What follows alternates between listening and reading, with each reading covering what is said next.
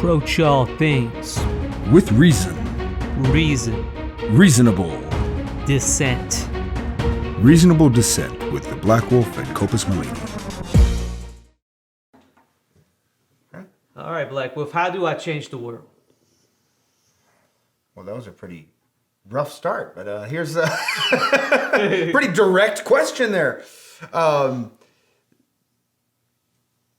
I think that the biggest problem that we tend to face when we start talking about changing the world, is that we refuse to look at the high potential. That it's really not the world it's really not the world that's the problem. It's our perception of the world. So change the inner, and then the outer will follow, right? Or change the inner, and then the perception of the outer will follow. Yeah. Because what you end up with is if you have this idea that you have to change the world because the world is inherently evil, life is inherently suffering. It doesn't necessarily mean that the world is inherently evil. You'll find whatever you're looking for. Exactly. Mm-hmm. So, I mean, if you focused every single day on love and light, then you're going to find a whole lot of love and light. You know, if your Facebook feed is full of kittens and, you know, children playing on swing sets, and you're a mom, and or humor. Or humor. Or whatever. Sure. Although humor can be off really dark. I mean, my feed is pretty filled with humor, but it's not necessarily so is mine. That's why I got a 30 moments in my day. Right? Yeah. So is mine. That's why I got a 30-day ban. Thank you, Facebook. Anyway, but yeah, it's like it comes down to what you focus on. Exactly. What you focus on, you hit. If I keep focusing on the worst aspects of life, what am I going to experience? So fun, though. The worst aspects. Yeah, it is. Actually, you know, it's so fun. You can have all kinds of fun doing that. To focus on the corruption. Oh, yeah. What everybody else is doing wrong. We can make all kinds of jokes about Hillary and Biden and all these other satanic, Democrats. And but the truth is, while it is true that evil exists, while it is true that suffering is a problem, if all I do is focus on that, all I do is perpetuate it. Yeah. Well, that's definitely true. I mean, I think that you give life to whatever you focus on. It's like that kid inside class that keeps on pulling out his penis. Oops, that was me. I didn't need to know that. No, but you know the class, I'm out of here. the class clown that's trying to get everyone's attention. When people stop paying attention to the class clown, then he stops pulling jokes because it's no longer fun. Exactly. There's another point to that as well. Although I don't know if I stop paying attention to pedophile. Politicians, that they would just stop, fucking that's kids. not going to be. That's going to happen. That's not going to solve the problem. It's not a matter of ignoring it. So this is where we end up with, again, back to Lao Tzu uses the term in the Tao Te Ching of Wu Wei, doing, not doing. It's not the same as neglect. It's not the same as laziness. Right. It's a matter of knowing what to do and what not to do and when. And when you start to focus on the evil, I'm not talking about focusing on solving a problem. There's a difference there. So if you're focusing on solving a problem, you're going to find solutions. If you're focusing on the problem, you're focusing on the evil, all you do is give it life. Sure.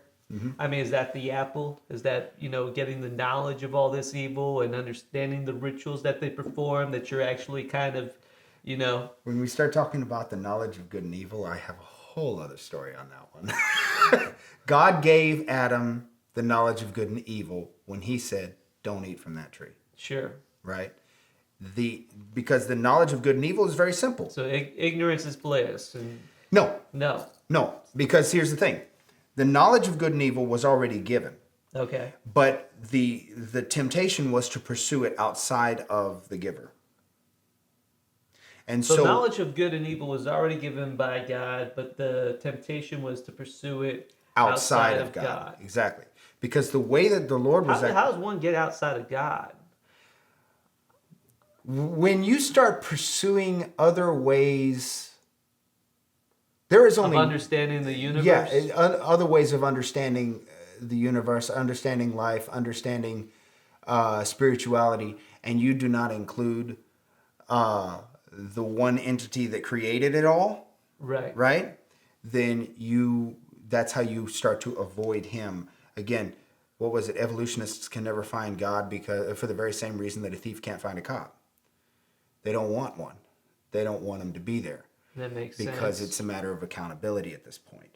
But the thing about the good and evil thing, and this would be a great one to talk about in a whole episode later on. But sure, the thing about the good and evil thing was that where God's intent was to allow Adam to see what happens when you pursue evil. The serpent's intent was to get Adam involved in the evil so that he would find out for himself what happens when you get involved with evil. And I definitely have done that, I'll tell you. I've watched a lot of Alex Jones in my time. What a nut. I'll tell you something, Alex has some interesting content, but he's a nut. Well, he's an entertainer, and he might be Bill Hicks, actually. If you look at him, I mean, they got these photos with the teeth, and they line up perfect, and he might actually be Bill Hicks. I'm not sure. Okay. If you look into his father and his family are in intelligence, so I wouldn't put it past him. He jokes about it a lot. I'm not sure. I wouldn't be surprised if he's a plant. Oh, sure. Yeah. Sure. Because I mean, he's got to make us look crazy. You got to remember the whole political thing is make the other side look crazy. Right. You know, I don't know what side I'm on.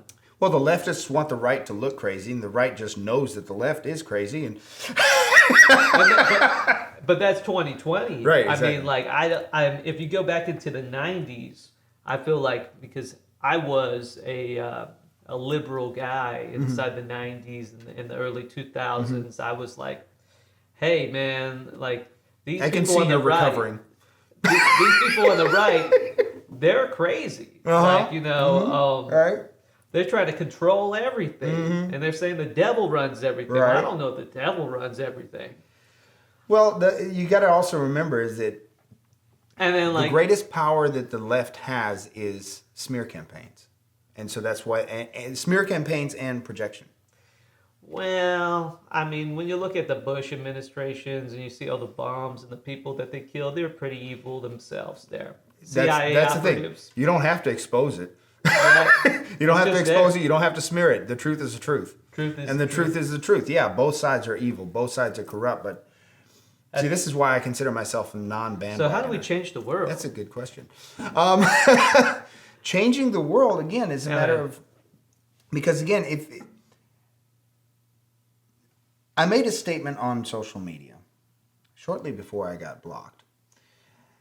And there was this moron walking around the mall. I work in a mall.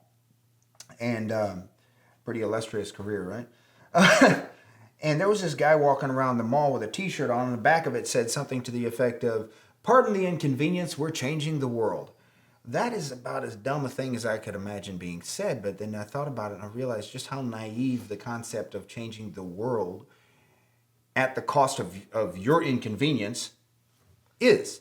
And then I'd come to realize that no, the naive want to change the world because it's the world that's the problem. The wise man wants to change himself because he knows it's how he views the world that makes it a problem for him.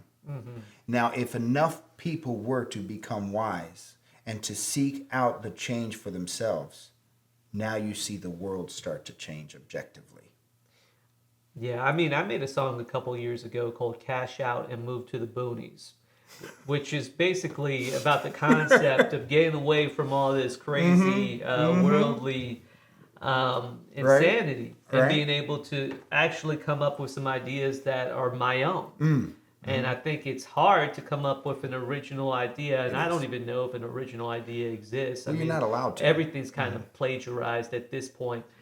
But to maybe an idea that's my own, it doesn't have to be original. I don't need to be original. Oh, yeah. But I just want something that I am doing this action, and I am looking at the world like this because I chose to, Yes. not because it's being programmed into my brain. It comes down to responsibility. Yeah. It comes down to the fact that you have to be responsible for yourself. You have to be responsible.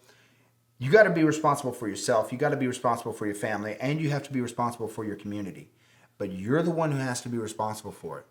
Okay? And here's the thing. What we don't like to hear is that we actually have to take on this responsibility. So this person shuns it, then that person shuns it, then that person shuns it. And then this person over here saw them shunning it. Now he has to shun it because he's got to go with the crowd. But what right? about social justice warriors? They feel like they want to be responsible for like everybody's. But they're not actually being actions. responsible. So you got to remember to take away your freedom for the sake of his convenience. Yeah. That's not responsibility. That's not responsibility. Being responsible is changing how you act toward them, not changing how this person acts toward them. What's the most irresponsible thing you're doing right now in your life? Is that what it is? I have not worked out in a long time. No, there's probably I quite would a say bit. mine is that. You got a beer? Damn. So taking care of the body. Yeah, taking care of the body, taking care of my money. That's another thing. I'm not all that great with that. Between those two things there, those have got to be it. So those are things that you're trying to tackle at the moment. And if you can change those things, your world changes. Exactly. Well, if I can change those things, then it just makes it gives me